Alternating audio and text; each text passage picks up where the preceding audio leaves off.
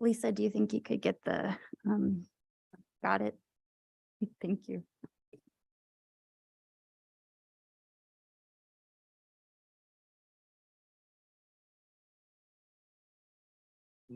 Okay. Got it. Got it. All right, Manoj, on to you. We're good to go? Lisa, are we good? You're good? Okay. Welcome, everyone, to the Human Rights and Equity Commission hybrid meeting. I'm calling this meeting to order at 4:37 p.m. in the afternoon. Excited to be with you all today.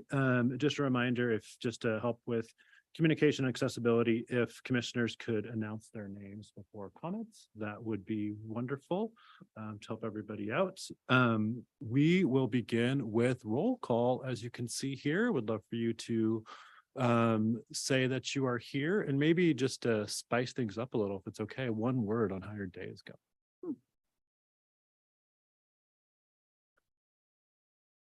Joanne.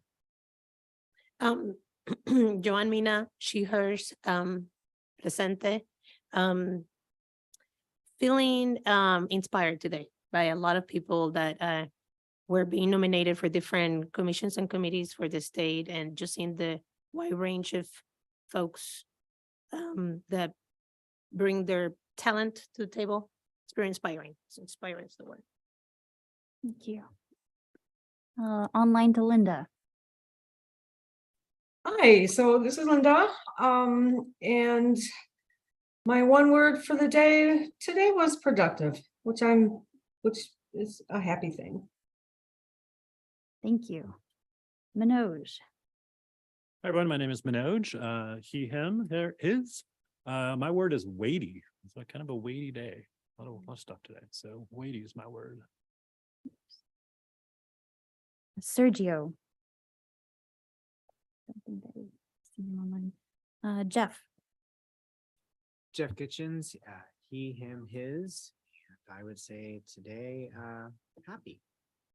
Great. Thank you. Jasmine. Jasmine Wilder. My word would be exhausted. Grandkids from like early release to daycare getting closed because of COVID. Trying to feed them to run here. Cameron. Cameron Fisher, she, her, hectic.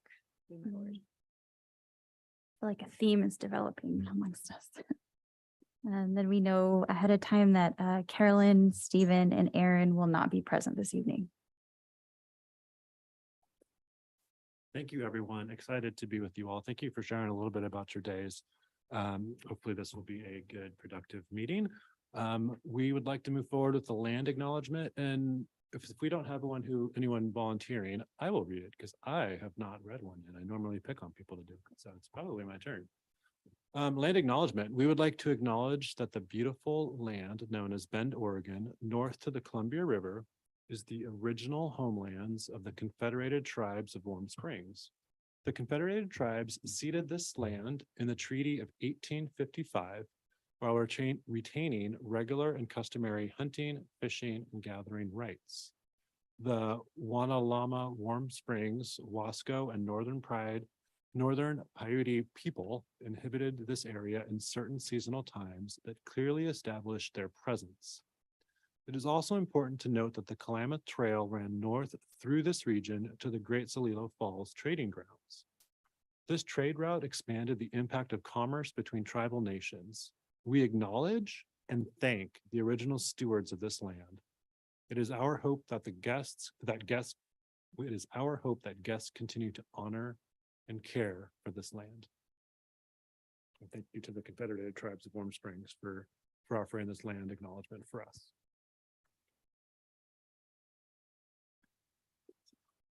All right, minutes approval. I'd love to get a motion to approve the July 27th draft minutes. I motion to approve. I second. Thank you, Jasmine and Jeff.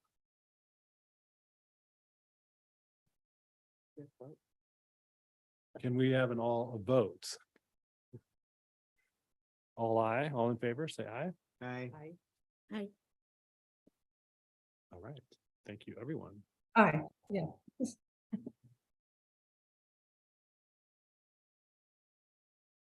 All right, and now we turn it over to you, Litsa and Johanna. Thank you so much to you both for being here. We're excited to hear from you.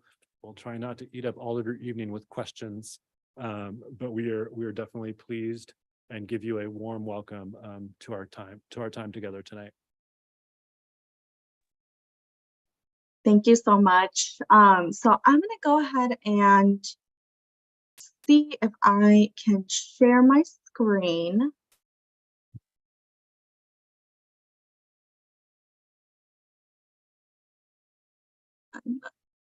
We could do that.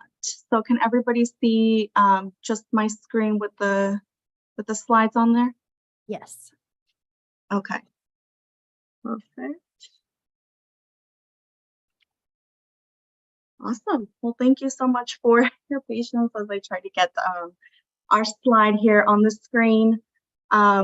Like I mentioned earlier, my name is Yelitsa, and I work with the Oregon Civil Rights Division. We have attended a couple community events, just tabling and sharing about our program and services. So that's where we were able to connect with Cassandra and some of the team from the Human Rights and Equity Commission. So thank you again, Cassandra, for inviting us to share a bit more of what we do. Johanna, did you want to just quickly touch base as well? Sure. Hi, everyone. My name's Johanna, she, her, hers pronouns, and I work with Yelitsa at the DOJ Civil Rights Unit. Thank you so much for having us here today. Thank you. So we wanted to share a little more about our program here and how we can all help support victims and witnesses of hate and bias. So every year since the start of our hotline, we have seen an increase in reporting.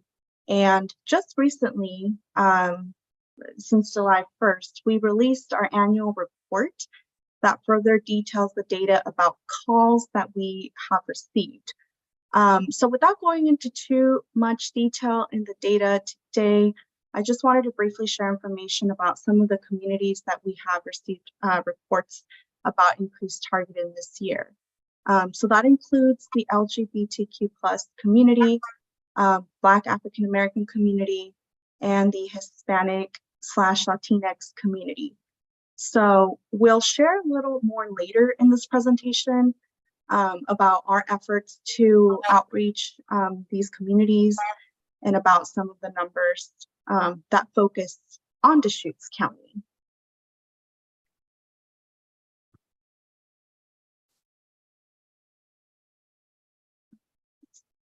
Okay, there it is. So I believe we only have about 20 to 30-ish minutes with you. So we will try our best to stay on task and in line with this overview. We do want to touch on Oregon's passing of Senate Bill 577. We also want to give a super brief just definition of bias crimes and bias incidents. And then what we really wanted to delve into today was on what happens on the hotline and how to contact the hotline. And again, sharing a little bit about our data and our emergency funds.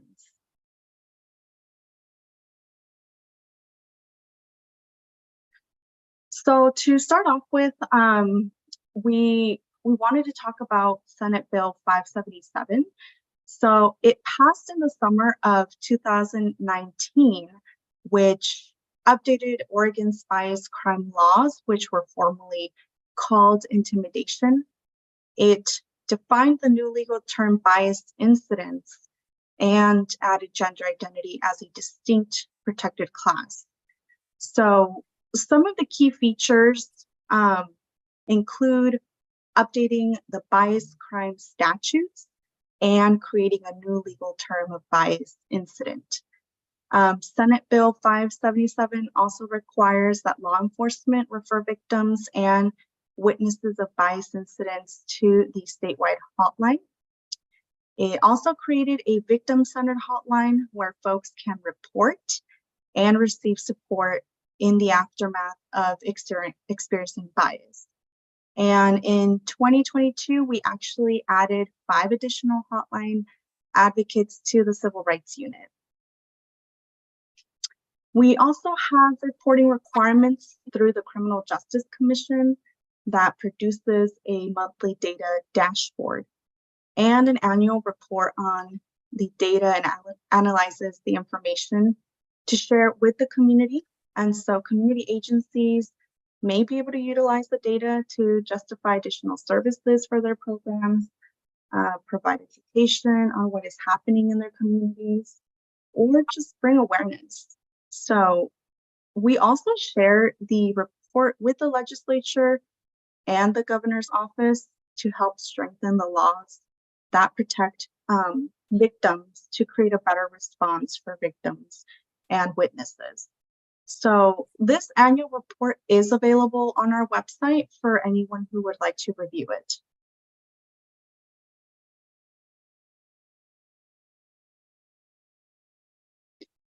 So under Senate Bill 577 that governs our hotline, these are the 7 protected classes that the law covers. So I think we're all pretty familiar with them, but those include race, color, religion, gender identity, sexual orientation, disability, and national origin. We do recognize that there are other communities that are also targeted, such as age and gender, which are covered in other state laws and federal laws, such as in housing settings or workplace settings.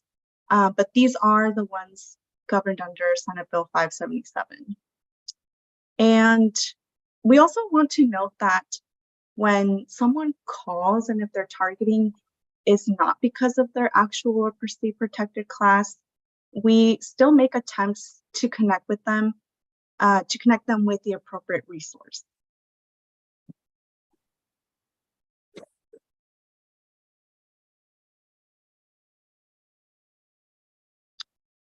And then we also wanted to emphasize that a perpetrator's bias motivation does not need to match the victim or survivor's identity.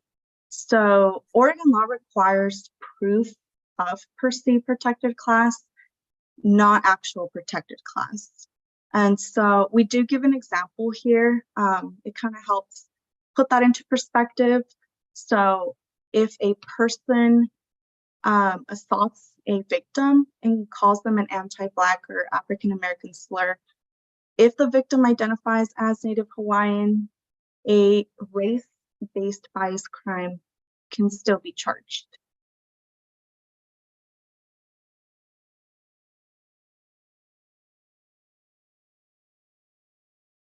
And then here we have a visual for the equation of if you will, needed to differentiate between a bias incident and a bias crime.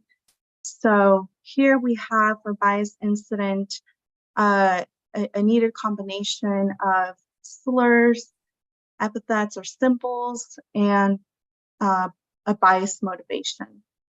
And then for hate crimes, we're looking at crimes against a person or property in combination with any evidence of bias motivation.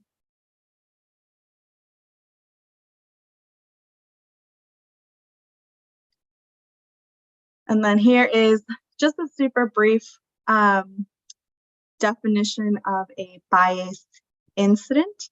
So that is a hostile expression of animus related to a person's actual or perceived protected class. So some of the examples include racist drawings or signs displayed on the person's own property. So hate speech, flags or signs promoting exclusion or white supremacy, refusal of services or accommodation.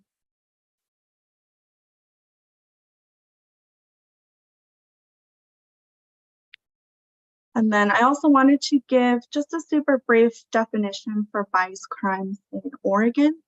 So of course, we're looking at a criminal offense that is committed to a person or property that is motivated in whole or part by another person's actual or perceived protected class. So that could include threats to a person, property, or family, tampering with or damaging property, assault, displaying of weapons, and it could also include things like spitting or shoving an individual.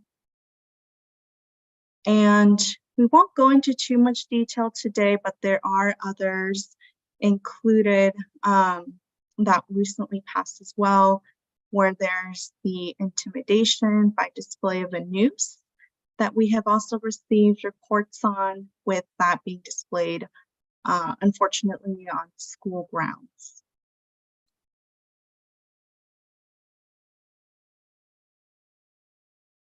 And then I'll go ahead and pass this over to Johanna to give us a little bit more information on the next following slides.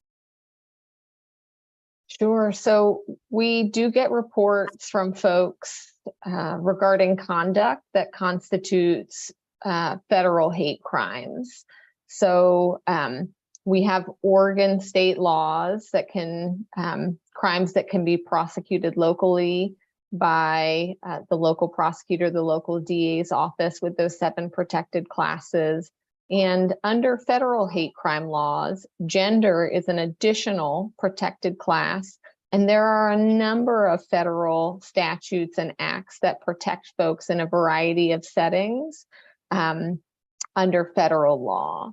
Oftentimes we see this federal jurisdiction comes into play when we're talking about crimes that are perpetrated over the internet, or on using a weapon that it was created or constructed out of state, or when someone crossed state lines to perpetrate the crime, or the crime happened on federal property, like at a post office or in Indian country. So we do have connections with both local and federal law enforcement to, if folks are wanting to report to law enforcement and are wanting to pursue something through either the local or federal criminal justice system, we can make those connections through our bias response hotline. We'll go through this in more detail, but it is always only at the request of the caller. So we would never take a report and run off to the FBI. We always want to make sure that someone who's reporting to us drives what happens and gets to make the decision for whether or not a report is made to law enforcement, whether or not any information is shared about what they have experienced.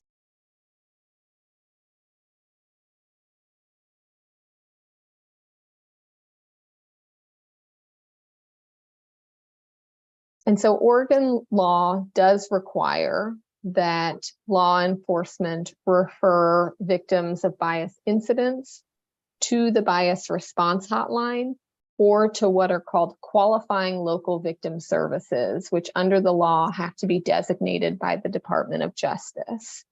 So this law says that it's not a best practice or a maybe, or you might want to. It's a shall. Law enforcement is required to refer victims to the hotline or to qualifying local victim services.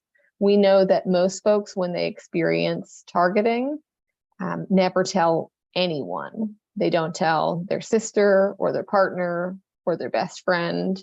And certainly most folks do not report to law enforcement. If they do, this law was passed to require that this additional resource for support be provided to a survivor. And I'll turn it back over to Yalitza.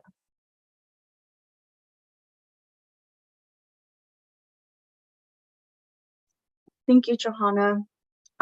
So there are many ways, many different ways to contact our hotline. Callers can remain anonymous by submitting a web report or leaving a voicemail if it's after hours, or they can contact us live on the hotline. And we are open Monday through Friday from 9 a.m. to 5 p.m. Folks can request a call back and leave their contact information, or they can have their report tracked by not requesting a call or not leaving additional contact information. So on the hotline, we do have 6 multilingual, multicultural advocates. They are all located regionally across the state. So we have an advocate in the coastal area. We have an advocate in the Willamette Valley area, Portland Metro, Southern Oregon, and Central Oregon. And so what folks can expect when engaging with one of our advocates on the hotline is, inquiring whether someone needs interpreters. We do have access to interpreters in over 240 languages via Language Link. And our advocates will also inquire if folks need accessibility accommodations so we can best meet their needs.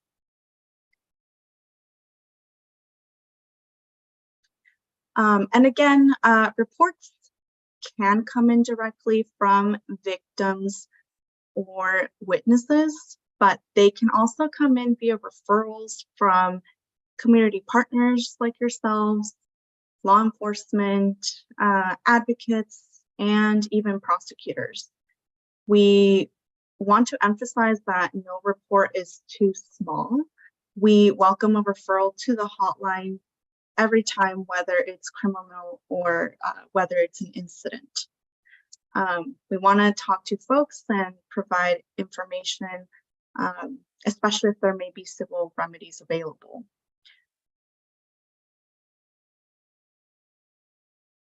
And then we also wanted to include just a quick snapshot of what our web portal looks like. So this is what folks can expect when jumping onto our web portal. We have this available in English and Spanish and other languages as well. And we also have a law enforcement portal, which pretty much looks exactly the same as this one. But the law enforcement web portal is for officers to submit information and wanting us to track that bias that happened as well.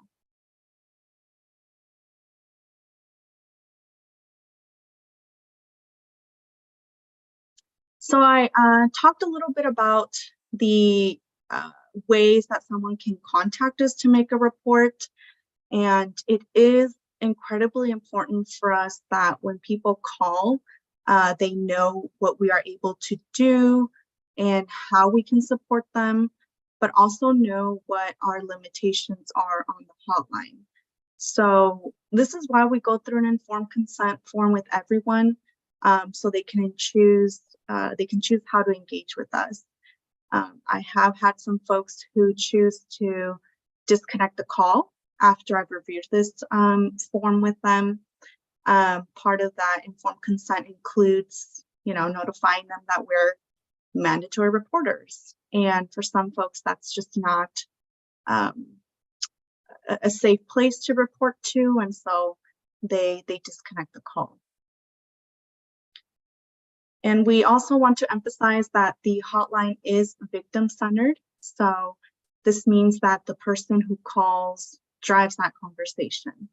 So we're not data mining or looking for a case. We're not looking to investigate or prosecute. We're looking to serve their needs and meet them where they're at. We do collect data. It is part of our requirements, but we're not there to make them feel like we're interviewing them throughout that phone call. We also do resource and referrals. So we don't need folks to be the experts on the resources in their area. Like I mentioned previously, we do have advocates stationed throughout the state. So we are continually working on building relationships and partnerships with different agencies that can provide services to victims and witnesses.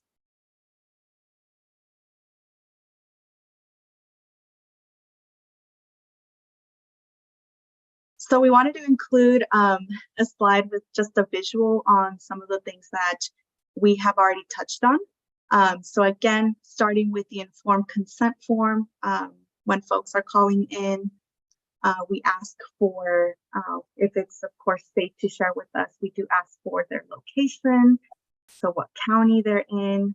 We ask for a date the incident took place, and their identity or their protected class information. We also ask about details of what occurred, and then of course we talk through the impact of the offense.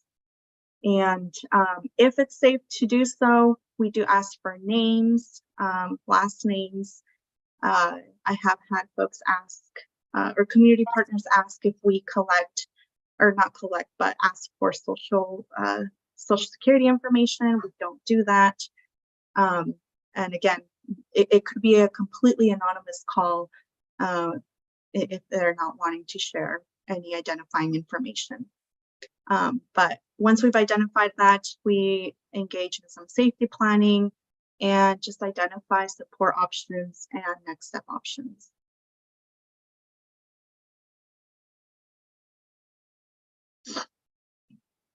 So these are some of like the next step options that we're referring to. Many folks aren't aware that there are other legal and support options available when someone experiences bias that is not criminal. So what we would refer to as bias incidents.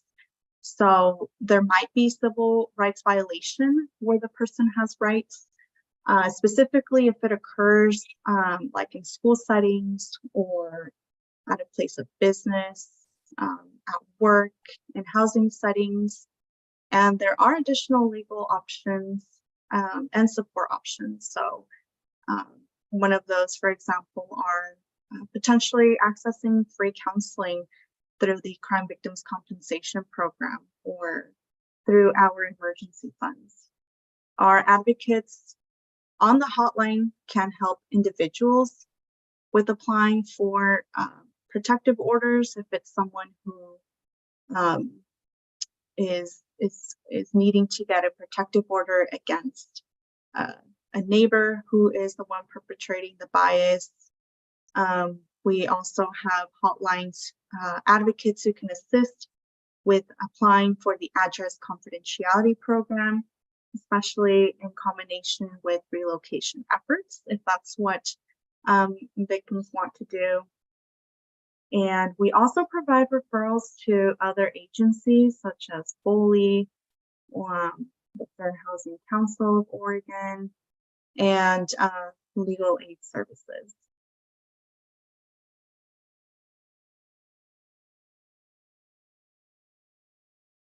And again, these are just some further examples of some next step options for folks who experience bias in these specific settings.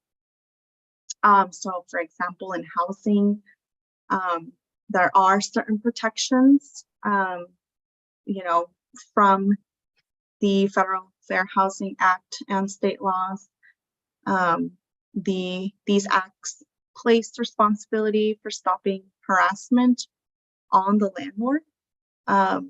However, where there is no follow through or a lack of action, we have been able to connect folks with Fair Housing Council of Oregon for some supports and additional advocacy. We do have contacts through those programs where we're able to do a warm handoff.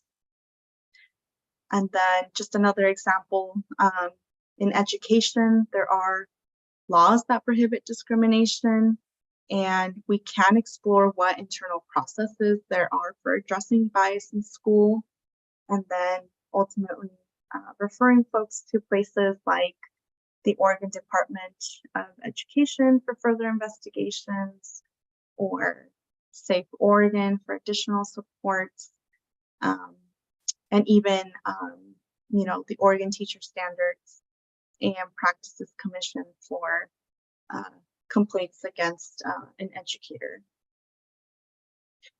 And I know we're running short on time, so I won't go into too much detail about healthcare, employment, or places of accommodation, but these are different settings where bias does occur.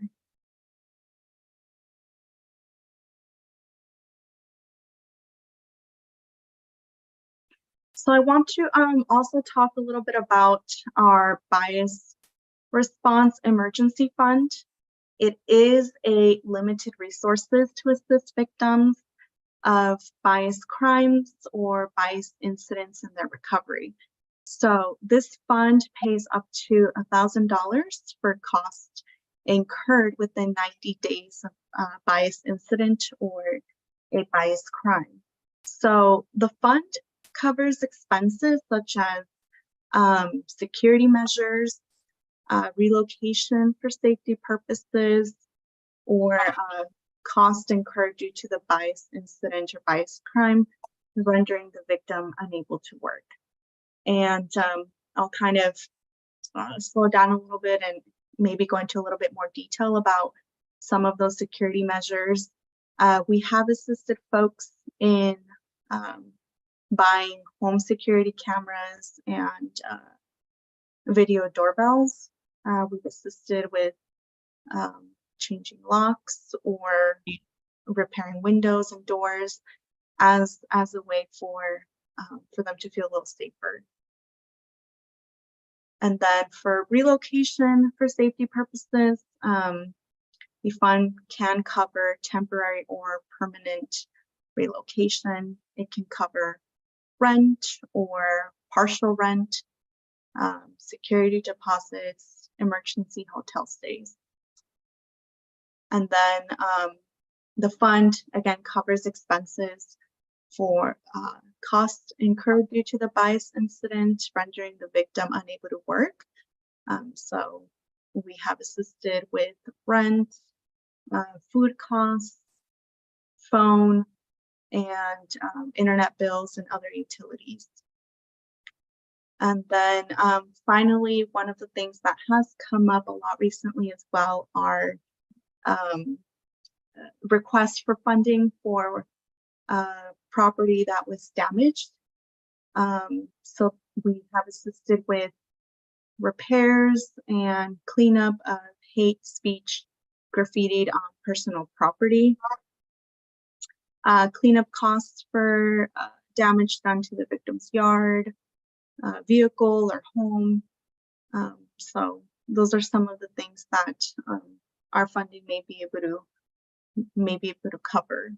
And so for this, we would just encourage folks to call into our hotline and have one of our advocates assist in applying for this fund.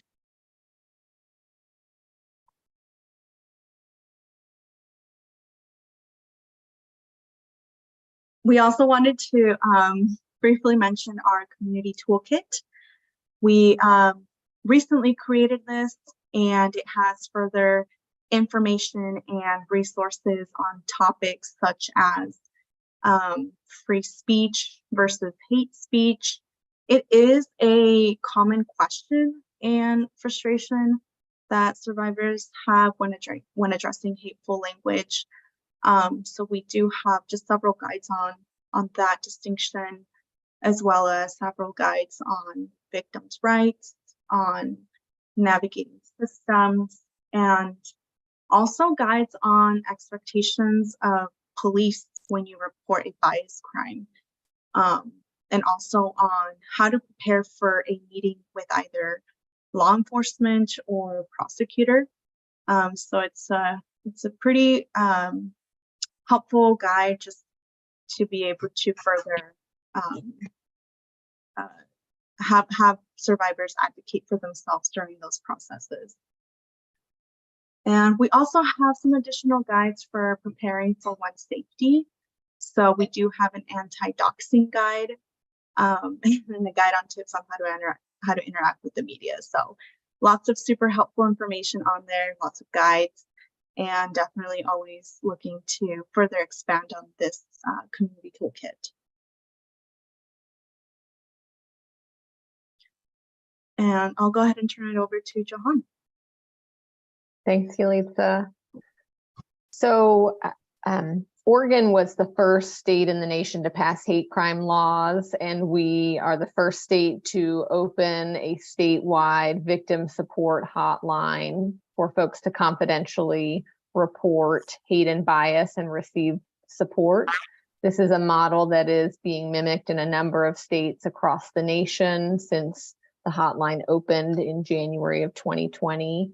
And with the passage of Senate Bill 577, the legislature and the Attorney General committed to continuing to look at our laws and seeing the work that, and the gaps and the work that needed to continue to do to center survivors, to center safety and healing and community, as opposed to focusing on a criminal justice system. And so this past legislative session, House Bill 3443 passed. There were a number of initiatives in that piece of legislation, but really we have special protections for domestic violence survivors, for sexual assault survivors, for trafficking survivors, and many of the laws are specific to folks who have experienced that kind of victimization, and bias crime and bias incident victims have now been added to those statutes. So starting January 1 of 2024, a victim of a bias crime can break a lease if they've experienced criminal victimization without penalty, given appropriate notice to a landlord. They're eligible for an address confidentiality program. They can take protected leave from work. They can consult with a prosecutor regarding plea negotiations.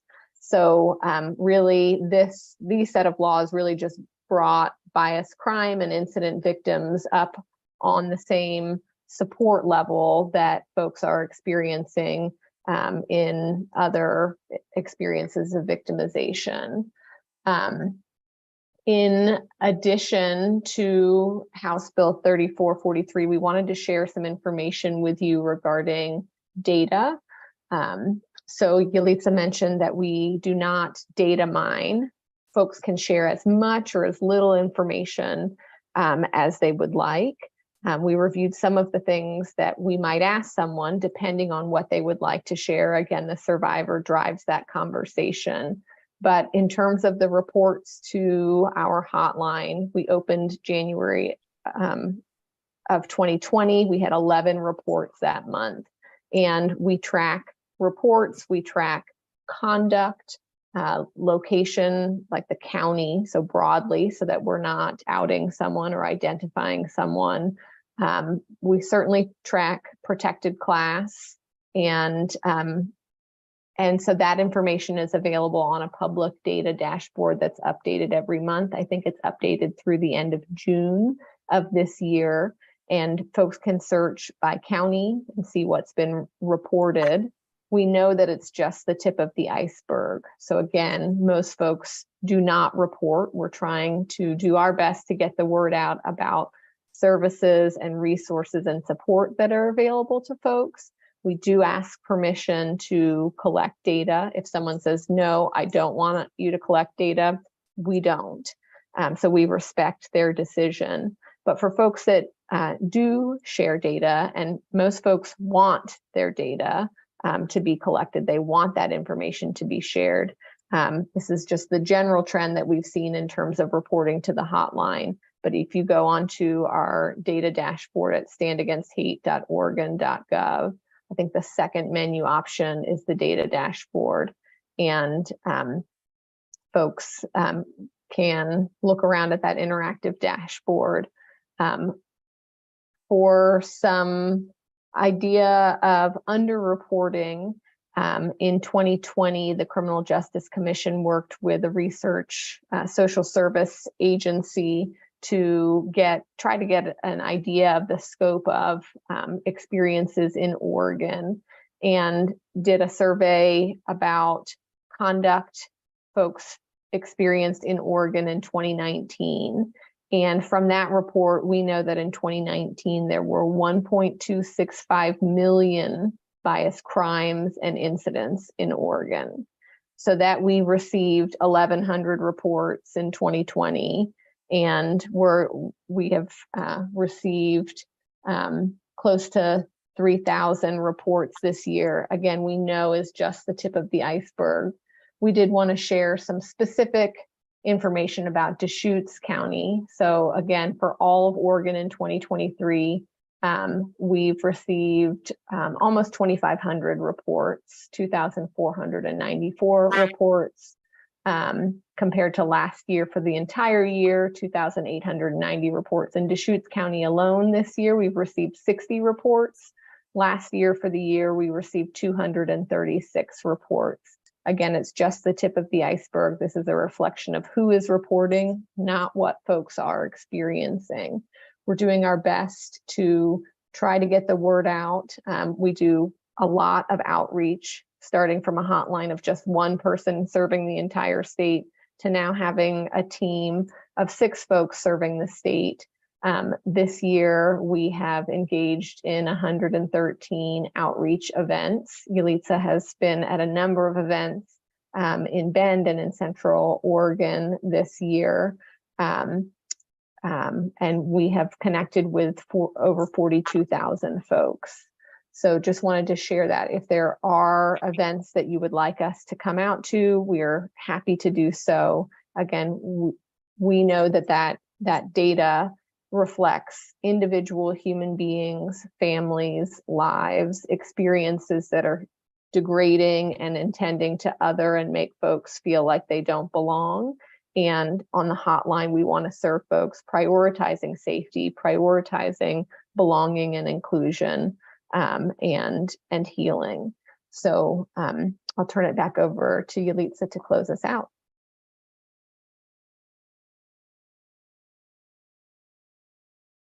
Thank you, Johanna. So with that, we just wanted to thank you for having us at this meeting. We of course welcome any questions, and thank you for working towards creating a channel for which folks will feel supported as well here in Bend. And so we also want to quickly plug that we do have Instagram as our social media. So you're welcome to check us out. We will sometimes post some of our events that we're attending on there.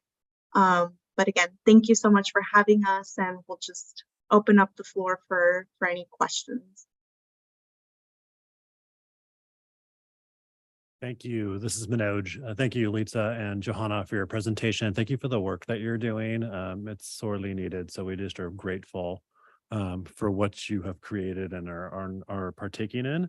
I'll open up to the commissioners if there are questions. We probably only have time for a couple questions, but perhaps we can set up a part 2 if we have additional questions or comments, maybe via email, and set up another time if Yalitza and Johanna are open to continuing the conversation. But in our last moments with them tonight, any sort of burning questions, I'll open it up to the commissioners. Thank you, Joanna and Yalitza, for sharing your work with us. And I also want to say thank you to Laura and Elaine, members of the team that have supported our community. Even though they're presenting today has been more than a year that we've been in contact, different members of the commission. So great to have you here. I have a lot of questions, and as Manoj said, probably following up with email will be great. Just wanted to highlight that in 2021, there was also HB 3265, which created the Sanctuary Promise Hotline that the Civil Rights Division oversees. So wanting to know if you have separate resources and you know, what is the process for allocating them? Why the 90-day deadline for receiving financial funds? Additionally, what are the areas that our local rep covers, just to have like a sense of geographic region? As far as receiving support, one of the community members that have experienced, you know, unfortunate situations that have called for DOJ has shared sort of a gap on what is the role of the district attorney, what happens when somebody that is not present in a situation deems an issue an incident instead of a crime. So we'd love to learn more about that. And finally, what do you think local governments could do to expand on the services you're already doing? So thank you for everything you're doing, and I look forward to connecting via email. Linda? Yeah, I hopefully have a quick one.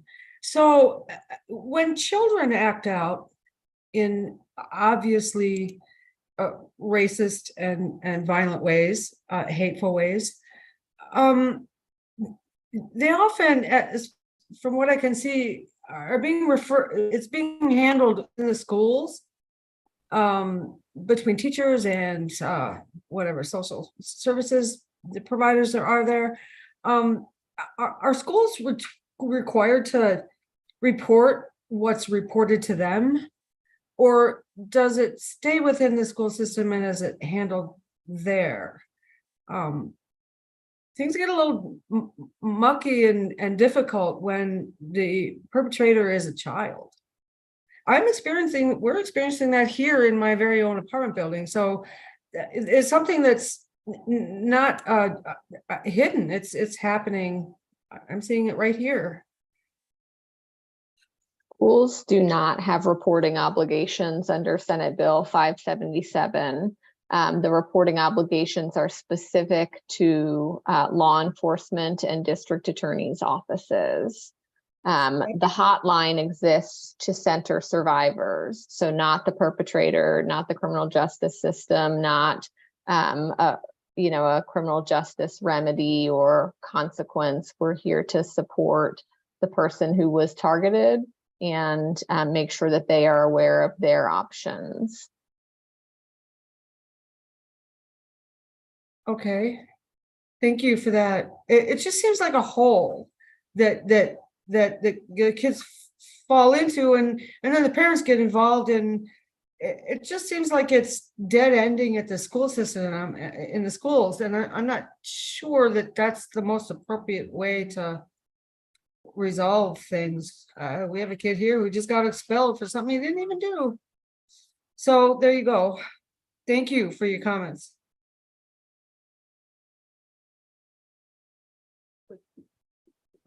Cameron, you have the floor. Just a quick question. With regard to the 236 in 2022 for Deschutes County, do you, just off the top of your head, do you have a sense of were there specific types of bias incidents that you noticed in that count more than others?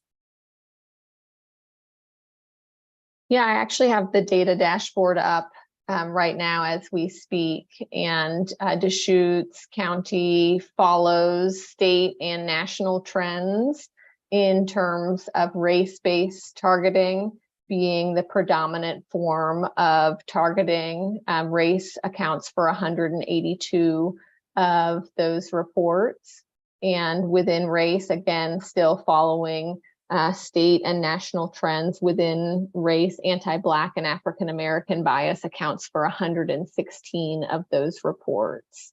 So that's all information that's publicly available. You can see specifically what the conduct is by race or sexual orientation or gender identity by report, and explore that information. Oftentimes folks are targeted for an intersectional identity. And so it's not going to all add up exactly to 236 or whatever the total report number was.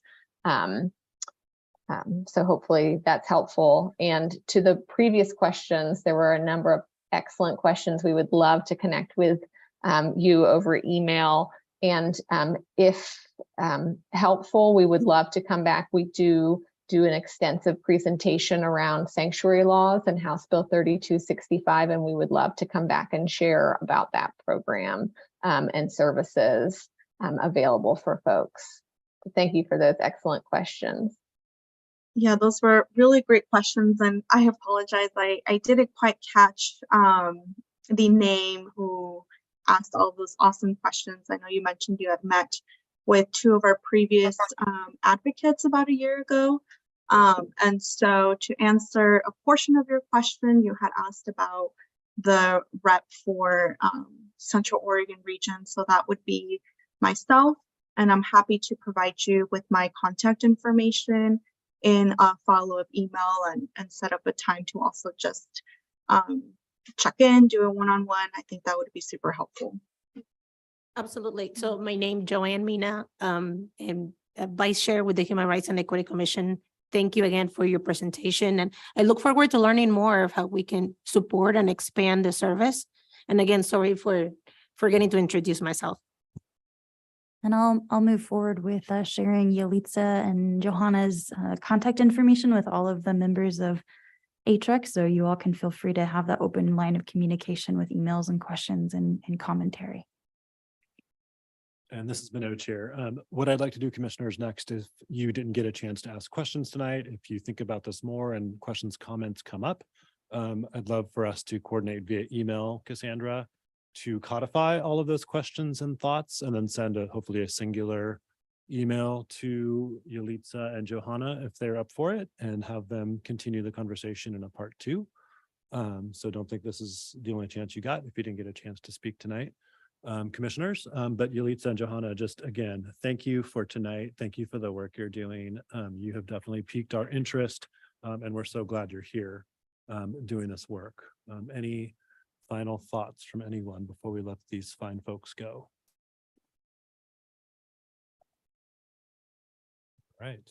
Thank you again, Yalitza and Johanna. Thank you. Thank you so much. I will stay in contact with you, Cassandra, and we'll certainly, hopefully won't be the last time that we'll be joining you at this meeting. Thank you. Thank you.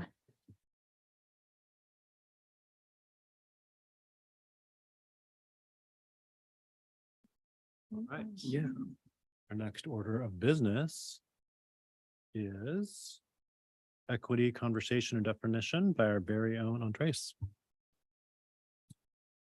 Hey y'all, Andres Portela, pronouns he, him. Don't judge me. You just saw my tabs. You know I have a lot. We've got a lot going on, but I'm appreciative to be in front of y'all and kind of working through basically the work we're gonna do together. For me in this role, this is the first time where I get to sit here with all of you and we get to work through some things together. And so I kind of want to start this conversation we're about to have with a little bit of reflection. So I created a Menti. Don't judge me, because sometimes this thing works and sometimes it doesn't. And it was a lot to get here at this moment. So let's try it. If you can, scan the QR code. If you can't, go to menti.com. Enter the code 4290-71887. And the prompt that is being asked is reflect on a time when you felt included. Use one word to associate and share. And I want us to look at the photo that comes up.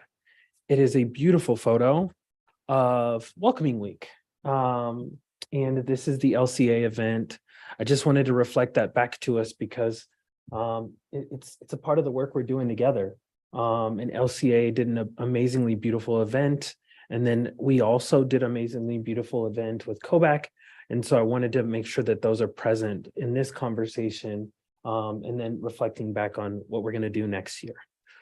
So we've got some words popping up, and feel free to continue to throw some words up there. I just wanted us to use one word responses.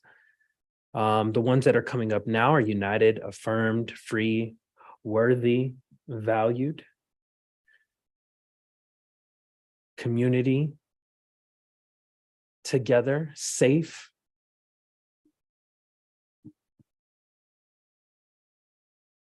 Is that it? Okay, cool. I probably should have set a timer. Yes, so let me tell you why I'm asking this question, and I think it's extremely important. As we begin the work, the words we use is extremely important. And I think it's really going to guide the work that our office does internally, what our work does externally, but then also what we present back to council. And so my hope is to model the same thing that we're doing right now with council, to say, what does it feel like to feel included? What does community look like? What does appreciation feel like? What does it feel like to be free and valued? I'm going to move on from this one and go to our next prompt. How do you bring that to this committee? And these are just responses. So if you can say, I haven't brought it into this space, that's fine. If you can say, I feel like I'm able to show up and feel like I'm in community each time, great, I love that. But it really goes to, how do we design a space where we can feel included, very intentionally. I also want to draw us in on the photo that is included on this one. That is our Welcoming Week event. So thank you all for assisting in the planning and development of that. It produced wonderful photos, and it kicked off the rest of the week very well.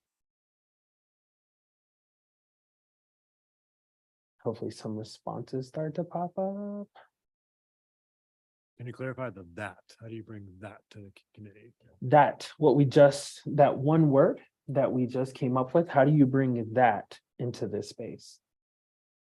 And thank you for clarity on that, for asking for clarity.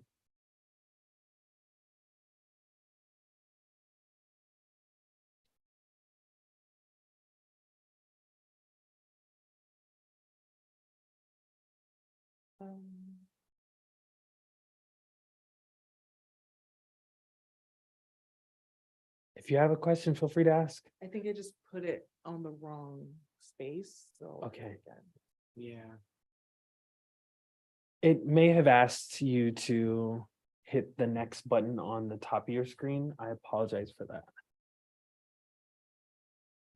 I'll make sure that I look at the last responses, and I think I'll be able to figure it out.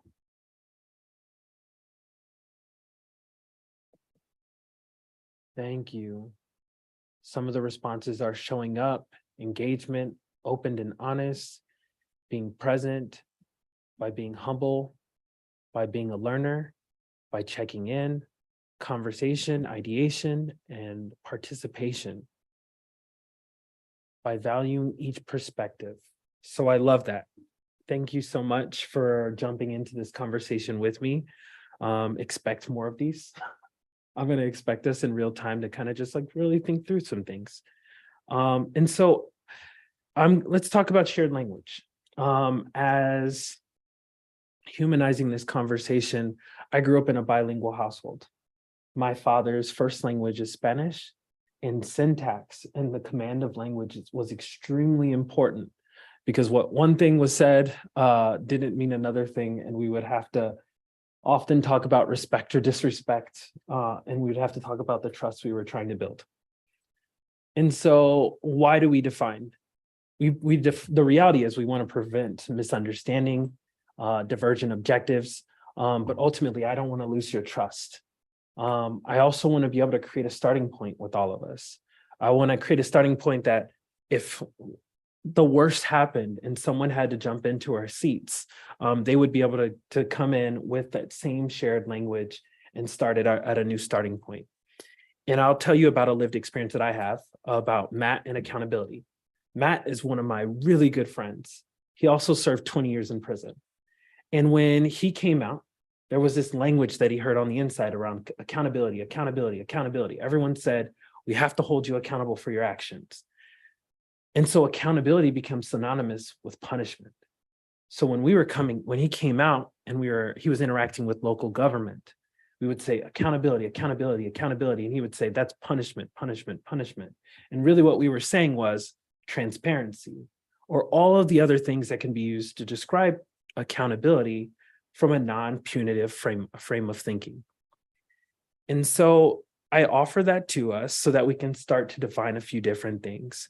The reality is I came into this position 2 months ago here in the city of Bend for 3 weeks. And there is this word that keeps coming up. It's in my title. And in that word, it's created the desire for us to have a level of shared definitions. So today we're going to define equity. And the process that comes after us defining equity is I'm going to present some information, some definitions to y'all. And this comes from both definitions that are peer reviewed.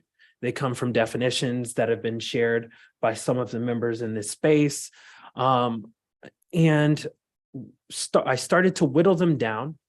And then I'm going to give it to this space, COBAC, and we're going to say, this is the shared definition that we're going to house specifically for HREC, COBAC, and then we're going to share for approval with council.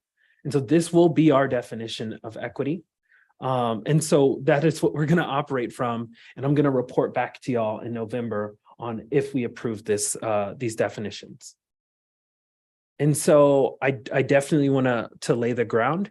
The expectations is that we will have accomplished council goals within the next 2 years. And here are the council goals. One is to develop and pilot an equity framework. We haven't even defined equity. Develop and implement a supplier diversity community benefits program. Develop a process to connect community members who have experienced acts of discrimination with resources and assistance. And then develop and implement a language access policy and program. All of that includes a working definition of what equity is. And so let's start to define. And so of all the definitions that popped up, I wanted to make sure that we thought through what are some local, what are some regional, what are some national definitions, but then what are some of the emerging leaders saying? And so here's 3 of the definitions that come up. The first one being working towards fair outcomes for people or groups by treating them in ways that address unique advantages or barriers. That's from OHU, language inclusion. Definition number 2, ensure that outcomes in the conditions of well-being are improved for marginalized group, lifting outcomes for all. Equity is a measure of justice, and that's by Race Forward. The third definition, it has 2 parts. 1, the presence of well-being and success across all groups. And 2, the absence of discrimination and measurement for all groups by Lily Zhang, DEI Deconstructed. Those are the 3 that I'm going to present to you today. Do we want to have a conversation about this? I would love for us to have a conversation. Let's take a second for us to digest our thoughts and to look over these definitions, and then let's talk about it. Quick clarification, is it the idea to choose from these 3 or to create our own from these 3? No, the idea is for us to choose from these 3. And the reason why it is to choose from these 3, what I have found is that there are a million different ways to say the exact same thing. And in the information that was shared for me by members of this group, particularly on defining language, it didn't get to the essence of, 1, the spirit of this space. So it didn't get to the spirit of the work plan of HREC. These definitions, I felt like, did a good job of that. 2, this has to be a definition that we can share with council and say this has been approved and moved forward by the Human Rights and Equity Commission. And 3, it allows us to find space and shape based on the reasons why we come into this space. And so hopefully these capture the essence of those three things. But if they don't, I'm open to feedback and saying that these do not capture that. Please go back to the drawing board. My hope is that we can choose one of these three to either move forward or not.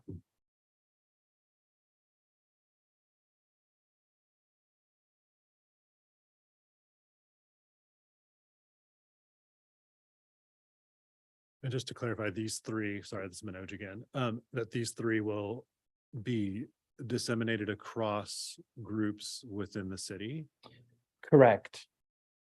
and one of these three, my bad.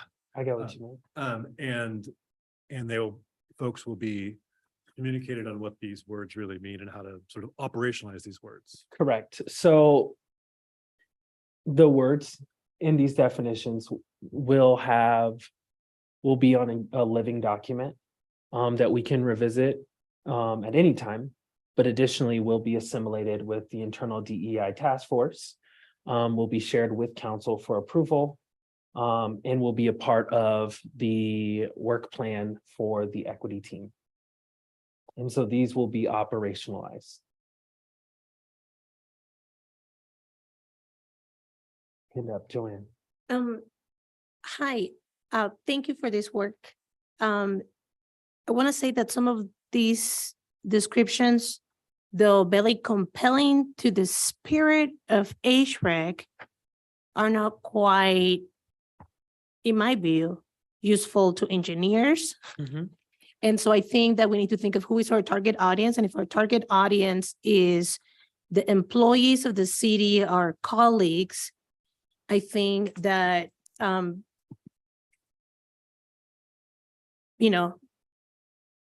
wrapping it around the context of our local governance would be useful. Perfect, thank you.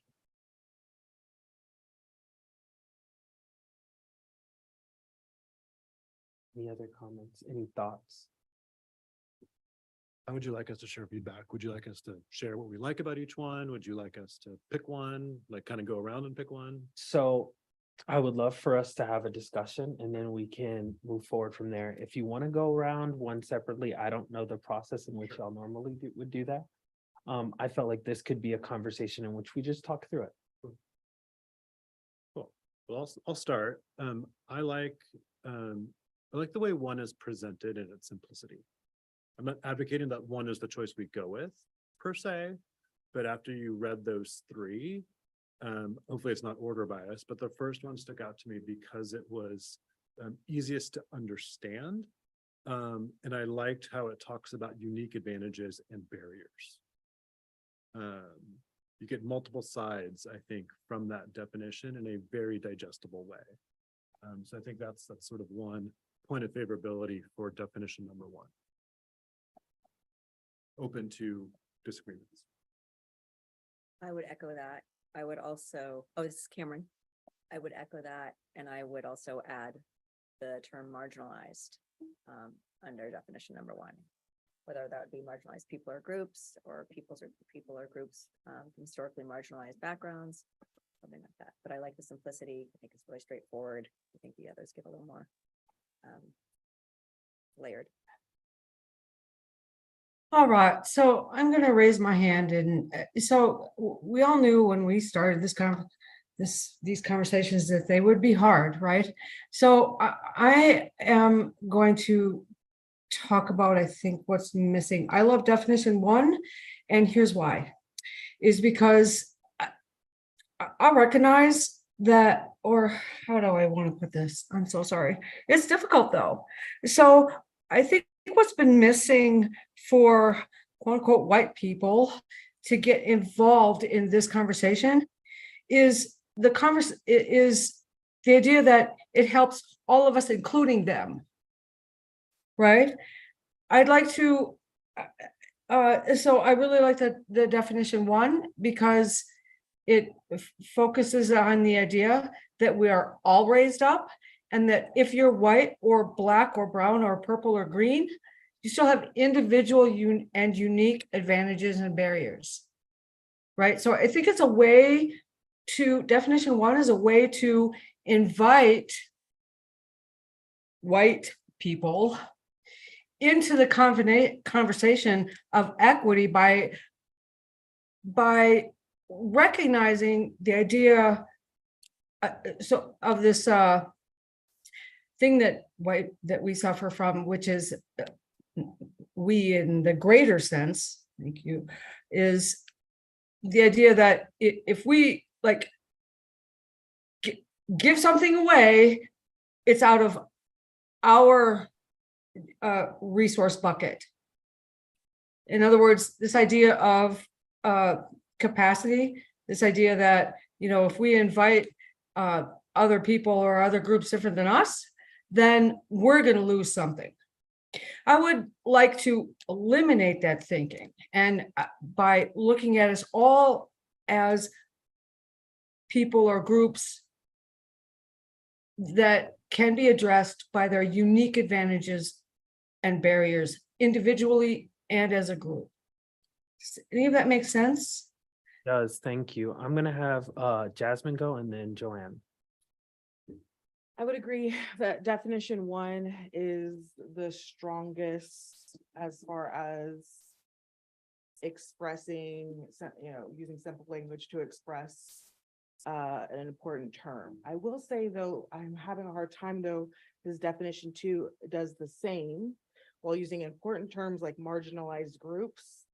And also the idea that it lifting outcomes for all, and even just the statement of equity as a measure of justice. One, uses simple language to explain equity, I think in the most straightforward terms. Two, sells it. And that is what is the difference between them. So two is like selling the concept of equity, it's explaining it, it's ensuring doing the invitation, it's using invitation language and explaining that ultimately by seeking justice for marginalized groups, we in fact lift us all up. So that's like, it is literally selling equity. Well, that one is explaining it. If I could follow up super quickly in like 5 seconds, I heartily agree with that. And I'm not sure that we could pick any one. I think the answer is somewhere in between all of these three. Hey, Linda, could you hold that thought for 1 second? We want to hear it, but I think Joanne was next. Yeah, I'm sorry. Thank you. So I'm gonna throw a wrench on this conversation and guide us to the state of Oregon Okay. definition of equity. Yeah. Which is equity is a value where we acknowledge that not all people acknowledges that not all people and all communities are starting from the same place due to historic and current systems of oppression. Equity is the effort to provide different levels of support based on an individual's or group's needs in order to achieve fairness in outcomes. Equity actionably empowers communities most impacted by systemic oppression and requires the distribution of resources, power, and opportunity to these communities. So though we want to, I think, be fair and lift everybody up, the definition of equity calls for acknowledging the differences and making up for those differences to achieve fairness. So my recommendation again is to have common language that ties to what the state is guiding us, and have ¿cómo se dice? Like not synchronicity, but unison among consistency, thank you, among different governmental bodies within the state. Perfect. Thank you. Does anyone agree with that? We can always bring it into this space. I think ultimately I don't disagree. I, however, feel that what they just explained is what you just said, which is there's a lot of ways to say the same thing, and that in essence combine those two and said the same thing. So I am not against the idea of, us defining equity. And ultimately, if the message, the core message and definition is there, I think that there's room for saying, for a discussion about how we say it and how we are going to continue to say it in consistency with, the city of Bendon. and how equity is going to play moving forward. So I think what I can do is include the state of Oregon definition as one of the ones we give to council to approve. In addition to one of the ones that we choose. And then in addition to one more definition, which I'll share right after this. Go ahead. So the grammar person in me struggles. So I'm gonna just share a couple thoughts in general. So in my mind, equity it's a noun. It is a thing. The first definition is an action. We're working toward fair outcomes. And in my mind, that's a definition that's saying we're working toward equity. It's not the definition of equity. The second one says that it ensures that outcomes and the conditions of well-being. So that is an outcome of equity. And in my mind, what equity is, the only part of definition 2 that is the definition is that it is a measure of justice. The rest of that is the outcomes of that measure of justice. I like the third one because it actually does define it as a noun, as a thing, as a state. So it's the presence of well-being and success across all groups. And it's the absence of discrimination and mistreatment for all groups. So it's a little bit of the outcome, much like the 2, but it is very much a state of what equity is, which is that quality of being fair and impartial. And it is very much about a measure of justice.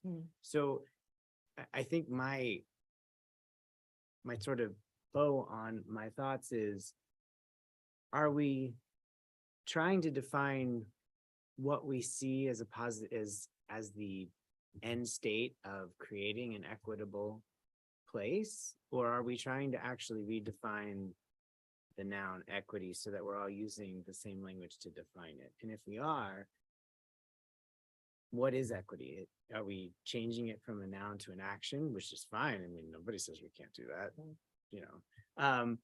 But what are we really trying to get to here? Because there's a lot of actions that we have already defined as a committee or as a commission that use this word. And so we're adding more actions to our actions, or are we defining the word that is embedded in our actions? That's sort of the point that I'm trying to get to. It's kind of like, are we doing a mission statement or a vision statement? Or of defining actually- a word. Right. Yeah. Yes. Because a vision statement usually says, this is what we are accomplishing, or this is what is accomplished. But a mission statement is saying how we are gonna accomplish that. And while they are very much related, they're distinctively different. And I totally agree with the grammar explanation of how you broke those 3 down. I want us to consider equity as a moral value. And when we think of equity, is usually in the context of racial equity, gender equity, not like the equity for your home. And I think that this state does a great job in underlining that there is disparities and that the work or the action of equity is to address those gaps. In equitable ways, yeah. So, thank you. I value each one of your inputs. And so the first question I want to put to you all is, do we want to include the information we prepare back to council, the state of Oregon definition of equity? Do we want to include that as one of the options? Yeah, feel free. Just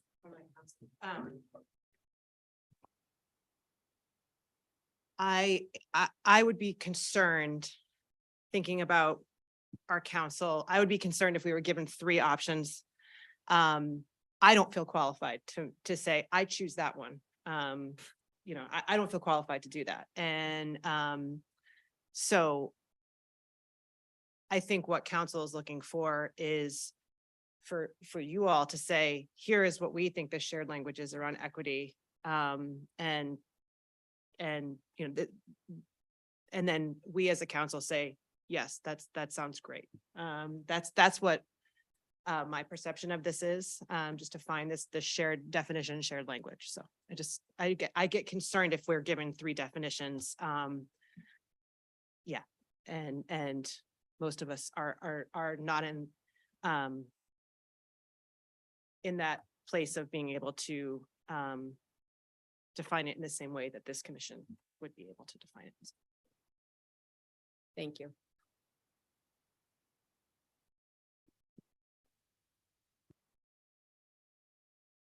All right, that brings us down to one option. Thank you.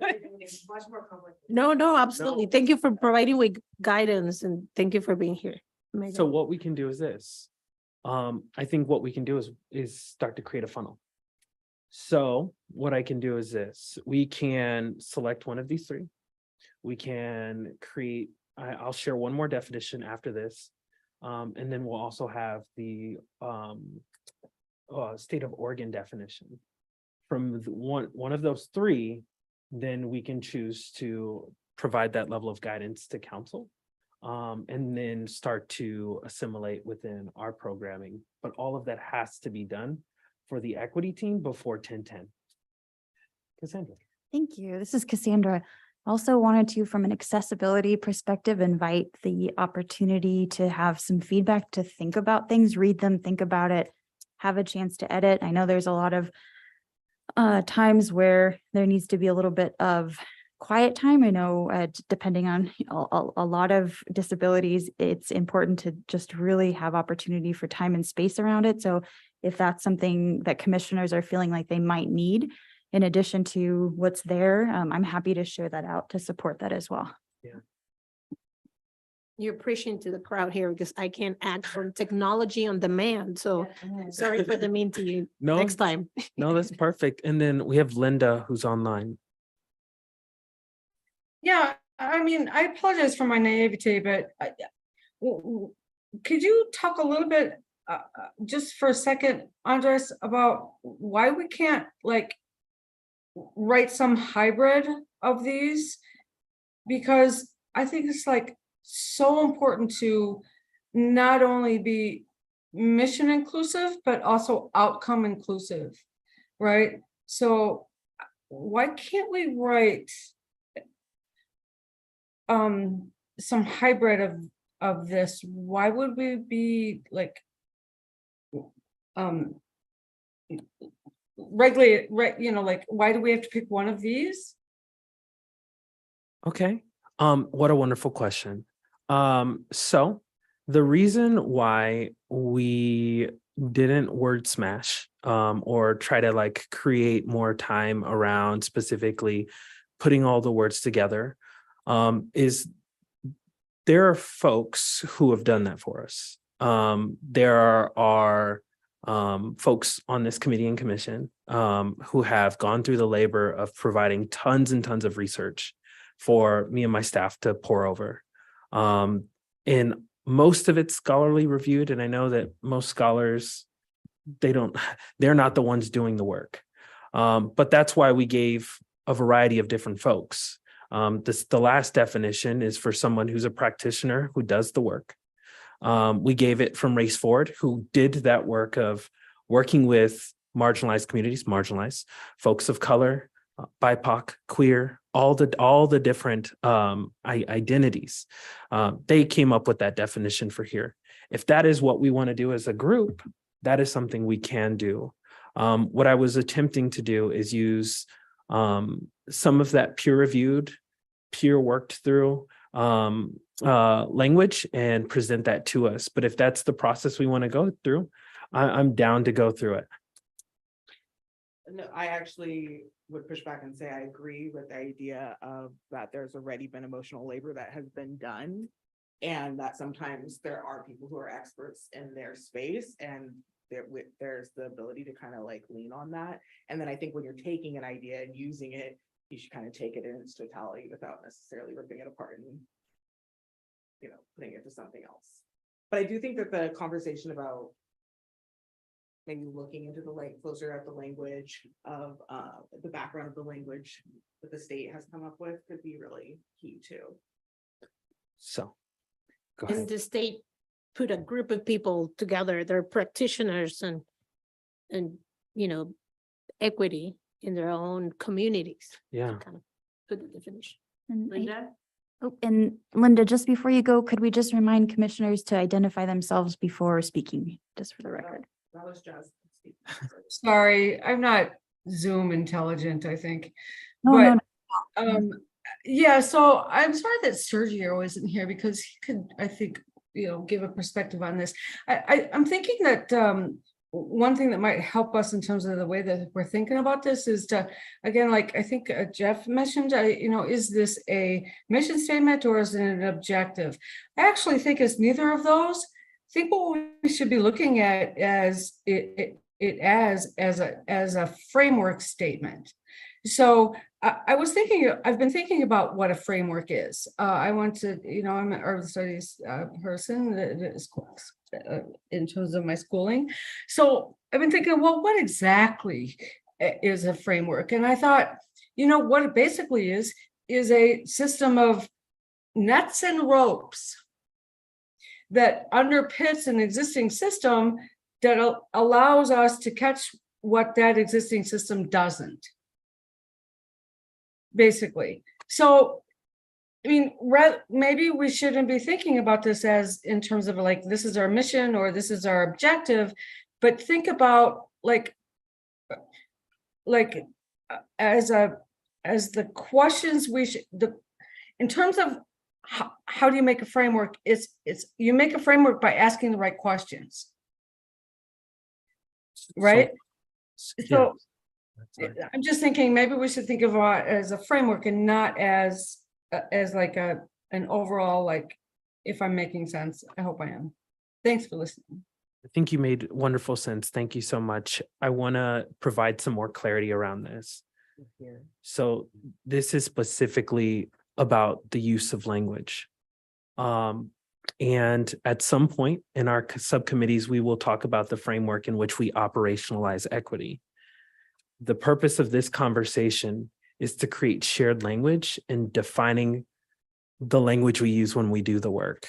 I think what happens at times and has happened in a variety of different spaces is we see equity and we think equality, or we see equity and we're talking about the work we're going to do. And we have yet to even say, here's where if I was coming into this work, what the language itself is. And so I think the conversation, and this is Andres, I'm sorry, I forgot to identify myself. I think what we can do is this. I think what we can do is share out these definitions and come back for another conversation with the state of Oregon definition, these three definitions again, and another definition that is frozen. This other definition that was shared with us from a variety of different folks. So this is the one more definition that we were going to include with what we presented to council. We received guidance that may not be the best frame of thinking. And so this is the last definition, and we'll share them all with you. We can start to do some ranking via email and then share that out. Does that sound like a plan? Mm-hmm. This is Manoj. That sounds great. Maybe in the email, could we talk about sourcing a little bit? Correct. I have all of the sources, which I will share with you. Okay, cool. Just because that might be, is there a group or organizations that is more or less representative of the work that we want to do, or this reflection of the city? So I think that was the spirit of the sourcing question. Perfect. I was also just wondering, is the because I would notice that the first three are short definitions. They're not longer, most of them are a sentence long, which is not the same of both the state and the last, The one more, yeah. fourth definition. So is that, the fact that maybe people could start to memorize it, they can say it over and over again, is that also something that we're considering when we're talking about shared language? And to build on that, Andres, will you speak to precision versus usability and the importance of being uber precise, which may call for a longer definition versus usability, which might call for a shorter definition. So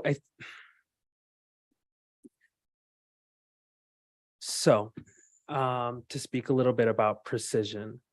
So I think it was already brought up that some definitions can apply in a variety of different ways. There was no logic in choosing between a short and a long definition. What was positioned to you were all different ones throughout the industry that have been assimilated in a variety of different spaces. And so to be precise in our language, some of the shorter definitions may be easier to plug in and say, hey, for engineering, there are barriers and disadvantages. We can see that. How do we start to roll that back? But that's in the action part of things. I think in all of I'm trying not to include some of my like, I would love to use this definition. I think in all of this work, in equity work, everyone's basically saying the same thing when it comes to equity. You're seeing a lot of definitions who get to the essence either drawn out or precise. It doesn't necessarily say that this is what the work looks like. It is saying when we say equity in this space, this is what we're starting with. And then when we say an application for like transportation, for development, for construction, this is how we apply this definition. If we can contrive anything from this conversation, we could probably take maybe the state of Oregon and say, they talk about acknowledging how we go from acknowledgement to undoing the past harms or undoing the inequities. Or we can go the route of defining what equity is and say that is the work that comes through framework of lifting marginalized communities or these sort of things. I think it really comes down to really what our preference is. So I can provide shorter, longer, more different definitions. These were the ones that we started off based on a regional, state, and national definitions that have been assimilated in more than just those spaces. Linda? Thank you. I just want to say quickly, what I've learned in life and at school was that the answer that you get always depends on the question you ask, right? So maybe the word we should be questioning is the word defining. Maybe we should be using the word imagining equity. Because it is a journey. And when we attempt to define, that's like trying to define God in a way. But yeah, I just offer that as a thought. This is Cameron. I think it's really important to have it, just when I think about for council, to have a really clear, straightforward definition. And not get, I mean, I appreciate that, Linda. I think if we get too outside the box, I think it can distract what everybody on this commission and the mission is. And I think Megan brought up a good point that a lot of folks, I'm not saying they don't, but they're looking for us to kind of bring this clarity with regard to equity. And if many of us, you know, we don't connect equity with equality at all. That's because we are kind of steeped in this. But when we unpack that, a lot of folks do continue to do that. And so that's why I think that really clear, specific, straightforward definition is really important at this point. Jeff had his hand up. I'm gonna go with Jeff. So one thing I think is also important is whatever definition we take, something that was shared when we started this conversation was, after us, the clarity of what we're doing and how we're communicating. If you go on our website, so that's what I was doing while we've been talking, I've just kind of been looking at how we use the word equity throughout a variety of documents, the original ordinance and code for human rights and equity commission, 2020, and then to today, the work plan for 2023 to 2024. I think the litmus test really, in my mind, is how does whatever definition we select clarify the word that is used throughout all of these documents? Does it create clarity, or does it add more action and more other things? What does it actually do? I think that should be a key point, because if we use this word and then we read those documents and it doesn't clarify what we're doing, then in those documents and what we're saying for ourselves, then are we at the definition we need? So Jeff saw where I was headed with this. Go ahead, Maness, I'm sorry. No, I have a quick thought, Yeah. in terms of next steps. So I don't know if you were going to lay that out, but why don't you say your piece, then I'll say mine. So I can say at this moment, we weren't ready to come up with the decision, but we started the conversation, and that's ultimately where I wanted us to head. So what I can do is follow up in Cassandra's follow-up emails and really lay out the definitions that were presented, the state of Oregon definition, and we can start to whittle it down on the one we want to use. To build on that, a wondering, maybe to come up with, and I by no means want to add more work to either of your plates. I am a co-conspirator in this work, so don't think of it that way. I wonder if we came up with, to Jeff's point, 3 to 5 constructs that we really want the definition to represent. One of them could be clarifying the work that we're doing. I'm sure there are a handful of others. And make it more objective in sort of quantifying how each one performs.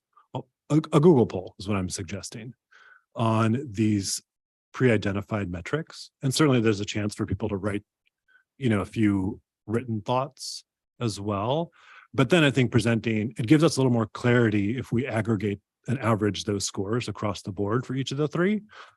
Definition 1 got a 8.2 and definition 1 got this. It makes it a little bit more objective. I know we have small sample sizes. I won't get into the data pieces of this. Happy to do that if people want, but I wonder if there's some common goals that we want from each of these 3. Yeah. And have people score them. Okay, And I'm happy to help co-create those, analyze data, do all those things. thank you. Jasmine, did you have something? I just simply feel that in this I just want to put, I guess, my vote in saying that I think that it will be so incredibly important. Speaking to what Karen was saying, when you have this different, operations that the city is running, they really need to be able to come back to a statement and kind of just say, we are doing this function, we are starting this initiative, we are trying to accomplish this, and this is how it makes sense. And this is how that we see initial alignment between the definition of equity. Now, I also think that there needs to be a deep dive. And that's where I think when there's the deep dive, wherever that is best put, where we could, for consistency's sake, lean on this is how the work of equity is done. And I would just push for the state of Oregon language at that point. But when defining equity, I really am thinking that one sentence is going to be really key and important. Andres, do you mind? Oh, Joanne here. Do you mind if we just get like a feel of, 1, 2, 3, 4, what are, commissioners thinking that they will align more with? We can ask our chair to do that. Yeah, we want to do that, knowing that you have a chance to provide more feedback later. That would be fine. Yeah. Would be. That'd be a good way to round out that conversation. So maybe Cher, you can start us. Sure. If I had to vote, this is Manoj. If I had to vote today, I would vote for definition number 1. Let's go with this. Or I was going to go in roll call order. Okay, sure, that works too. Roll call order? Could we do roll call real quick? This is just at first glance. This Yes. is- Yes. Yeah, Yes. just But the also first. can we glance, put those sorry. definitions? No, that's why I was like, y'all want roll call. One second, let me, oh, okay. I've got roll call. Okay, so we heard definition once. So I'd like to throw out, I would like more time to kind of read these, so I'm not gonna provide a vote tonight. So if we could, I mean, and I understand the importance of trying to get a litmus test in the feel of the crowd in our group. I would like some more time just to kind of think, read back through the documents that we have as an organization, think about this as a definition and take a little time to process, as Cassandra had shared before. I'm one of those that if I have Yeah. to make a decision today, I will. And if I don't, I'd like to process and be more thoughtful. So I'd like to take that, and we can if others want to. I'm just gonna abstain from this and say that at this point, I'd like to read a little bit more and just be Yeah. thoughtful, because this is a very, and not that we're diminishing that. To me, this is something that I want to be very thoughtful in my response on. Thank you, I can appreciate that. Anybody else care to share? I will just say really quick, if Jasmine Wilder, and if I was forced to go today, I would choose definition 2 with the emphasis that the full state language be used also for more mission oriented. This is how the work is done. Anyone else wish to care to share their perspective to wrap up? Joanne here, I will go with the state just to keep it consistent. But I appreciate all the effort because it's a lot of research there. This is Cameron, I'm in between one adding marginalized, and then I've got to go back and look a little more carefully at the state definition, because I also like the consistency. Yeah, this is Linda. I'm between definition 1 and 2. And I appreciate the state's definition as well. Perfect. And hopefully this didn't feel like I was trying to push you into anything. There was no decision. I didn't expect a decision today, but I definitely wanted us to get started on this conversation, because it's extremely important that the work our team does is reflective of what this coalition was put together, this committee was put together, and the essence of that, and how we report that back to council. So thank you. Thank you for doing this work and leading us through this conversation. Can we move to public comment to make sure we get that in?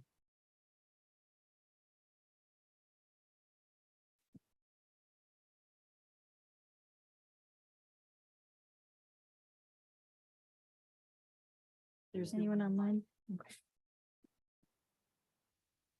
Did we have a guest Earlier, yes. who didn't make it to public comment? Yeah, that's Carl. I can check in with him and ask him. That'd be good. Thank you. And just for the sake of time, we'll get through some of the updates for you all. As Andres had discussed, Welcoming Week recap. Thank you to Linda, Joanne, Manoj, and Cameron for attending and being a part of it, and all of you for your input in how it went. We did host as Kobach and HREC the kickoff, which was a beautiful, beautiful day, smoke-free, September 10th. We had a really nice turnout of group members, and I think that the photos really show how lovely it was that day. We had community members. Yelitsa was present at that time as well. We had city staff. We also had community groups. You can see Kenny from Father's Group in one of the photos. We also had music. We had a DJ for a while, and then Miguel played some flamenco guitar, which was wonderful. It was beautiful. We also had some local BIPOC women artists that were present as well. So thank you to you all for being part of that. And we'll look forward to next year holding more space around Welcoming Week. And also just a shout out in the back of the room to Kathy for your work and communications. And it was greatly coming down to the work that you did. So thank you, Kathy. Just a few housekeeping items. So upcoming, we're going to be having the October Human Rights and Equity Commission recruitment period. So according to our guidelines in the city, the way that they do recruitment, that is going to be opening up in October. There are going to be a minimum of 3 open positions at this point. So we have 10 commissioners currently serving. There can be up to 13 commissioners. So we're going to be seeking 3. However, I will say that we have 5 commissioners currently whose term end in December of 2023. So I will be reaching out to those individuals to have a conversation to see if they're interested in the reappointment process, which we are going to look into, and then to be reappointed by council for an additional time period, or if they're interested at this point of stepping down or resigning. We are encouraging both of them, but would love to have conversations with all of those commissioners. So one other email item that will come up, I know that we've got quite a few email issues that we need to take care of. So just to keep an eye out for those upcoming recruitments. If you know people who are interested in joining HREC, if you have nominations, if you have folks you'd like to reach out to, we can share the press release with you. We can also share any kind of graphics or imaging around that. We really want to make sure that we have a robust and diverse group that comes in and applies so that we can enrich and strengthen Human Rights and Equity Commission going forward in 2024. Timeline for this, we expect that the positions will be available and the recruitment will take place throughout October. If we have a minimum number to move forward with interviews during that time, we'll have a committee that is able to review the applications and then have interview process. And historically, I think we've included HREC members on that panel. So if you're interested in serving in that, please reach out and we can schedule that. And from there, we'll look to hopefully be appointing commissioners either in our December meeting or in January. Another part of an email that will be coming to you soon is an anonymous stipend program survey that is really important for everyone to fill out. It's essentially reviewing. And so this is kind of the work that the former Inclusion and Equity Director, Anna, had really championed and had that so that folks who do participate in boards, committees, and commissions have the opportunity to opt into the $40 to offset assumed costs, which can be anywhere from childcare to internet to gas. It can really be for anything to get to the meeting and to kind of lower barriers and promote civic engagement. And so the stipend program is a quick survey. I think it's 7 questions, very straightforward, asking about kind of your thoughts on the stipend, how it may have helped you or supported you, or maybe how it hasn't. And we're really looking for feedback. So from this, in the approval from City Council to allow us to have the stipend program, we have to follow up 1 year after to give them an overview of the data and some of the input that individuals will be able to share in order for them to have an idea about whether the stipend program is working and if we should continue to do it going forward. So please keep an eye out on your emails. This is something that we'll have an opportunity to do. Again, it's 7 questions, should be very easy to complete, and it's really helpful for the continuation of the program. Let's see. And speaking of our next meeting, so we know that historically November and December sometimes are very busy for folks. We want to be cognizant of that. Currently, we have Wednesday, November 29th is the actual Human Rights and Equity Commission date. We are also open to the idea of hosting both November and December meetings virtually, completely virtual, so not having an in-person opportunity. So that could be something that could have flexibility. However, currently it's scheduled for November 29th. An option for us if we'd like to have an alternate meeting date. Thank you, Lisa, for giving us these and finding these. It's not always easy in council chambers to find alternative solutions, but she has put forth November 8th as a possibility. And so that's something that we can open up to the floor for commissioners to talk about if you'd like. Looking at time, I think we've got it. If people feel comfortable moving forward with scheduling November 8th, if you want more time, we can also decide upon this in the October meeting and offline. But we would need to vote on it as a body together during the October meeting. But I will share this and you can kind of see how that looks on your calendars and for your travel plans and get-togethers with family and friends. Similarly, with December, we've got December 27th as the actual date that we have, but we could potentially move that as an alternative to December 13th. Again, I'll share this via email.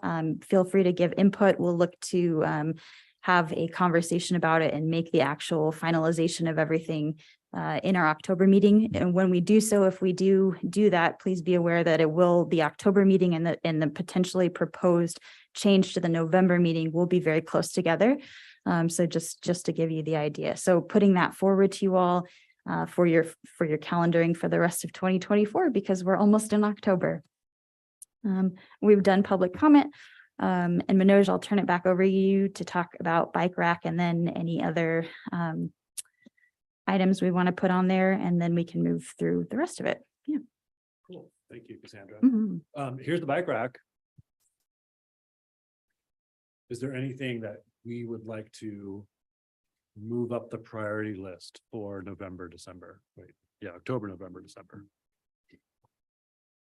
Take a moment. I know it's been a minute since we've seen this list.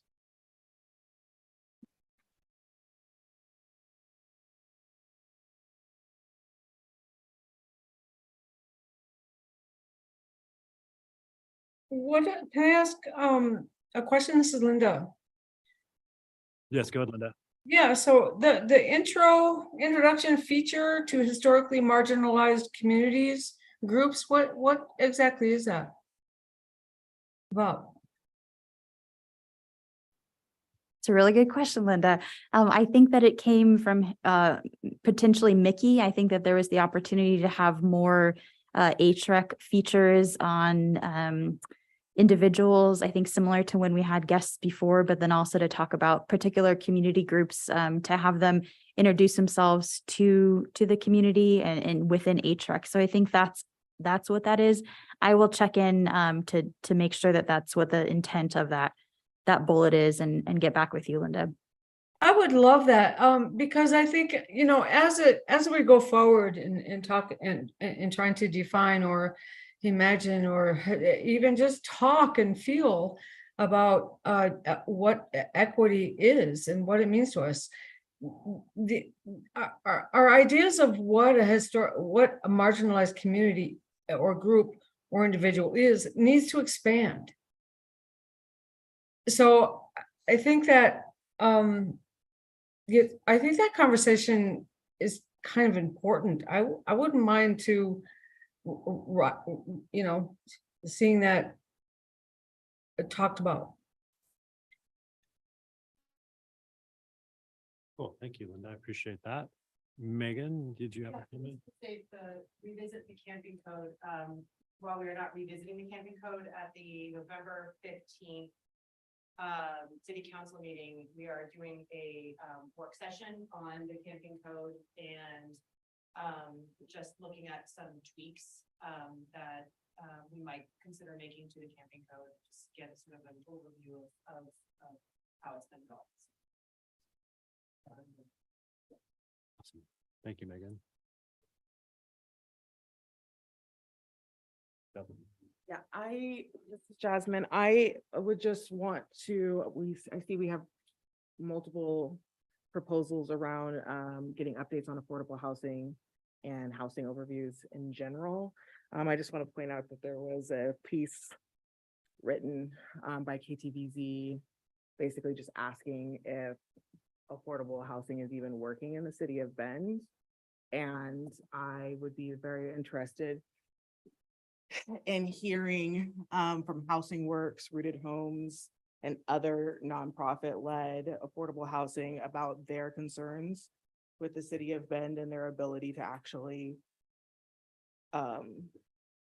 produce affordable housing projects in comparison to other cities in Central Oregon. Thank you.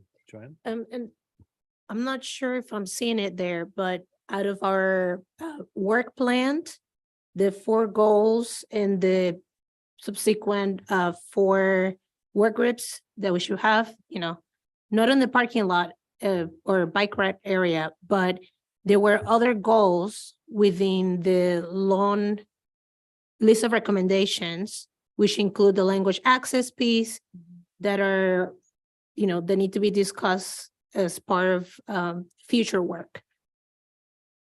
In other words, we're not seeing all of the work units reflected in our proposed upcoming things. Yes, this is Cassandra. I think that's a great segue to our next slide. If that's okay for the sake of time, I want to be cognizant of that for you all.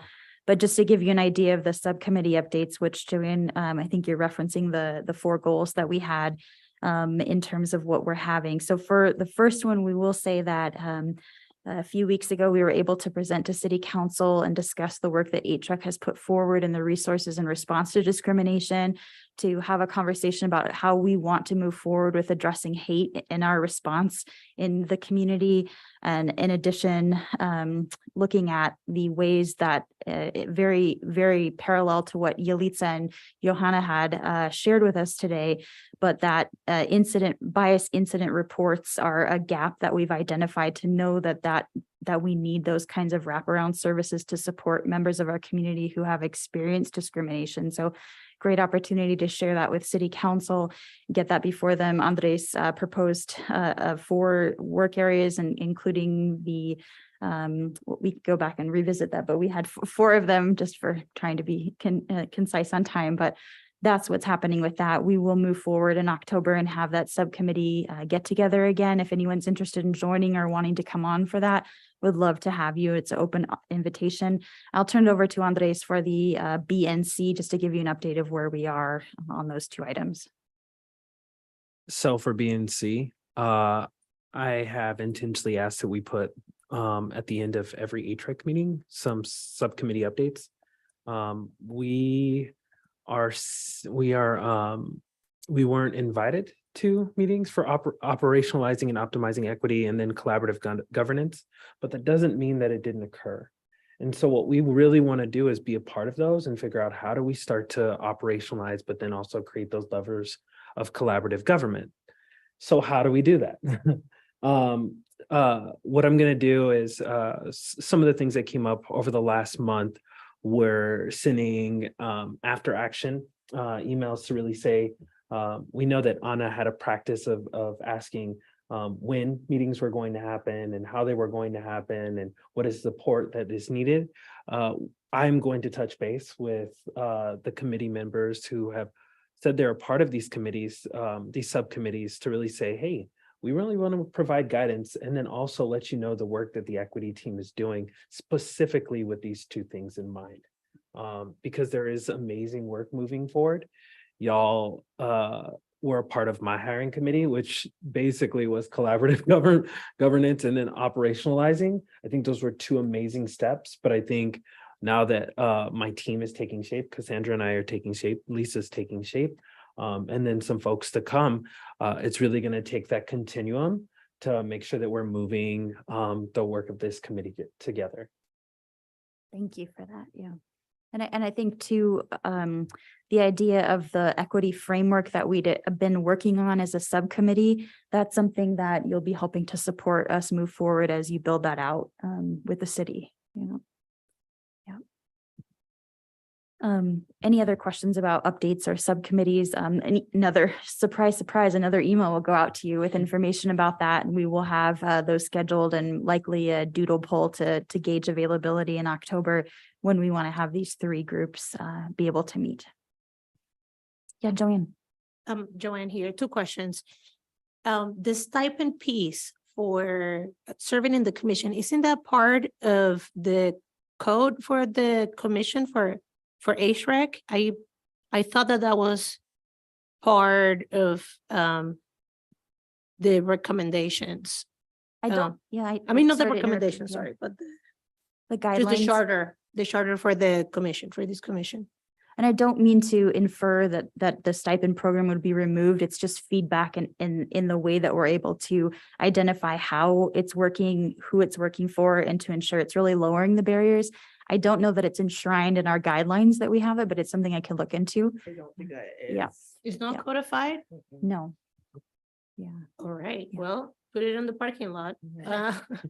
And then the other question was regarding if there's a way that we can have like surveys or ways to provide feedback on all the material that was shared with us today, so that we can continue the work when we're offline. And we did kind of have something we were doing like that, very similar, where we could like fresh feedback on like the things that were discussed in the meeting. Yep, that was shared with me. Thank you, Joanne, for We have sharing the that time and with the me. energy to do that.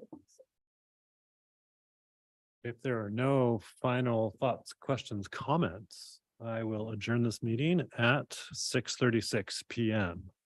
6 minutes, that's not bad. Thank you all for doing the work and hanging out. Thank Have a you. good night. Yeah. Thank you.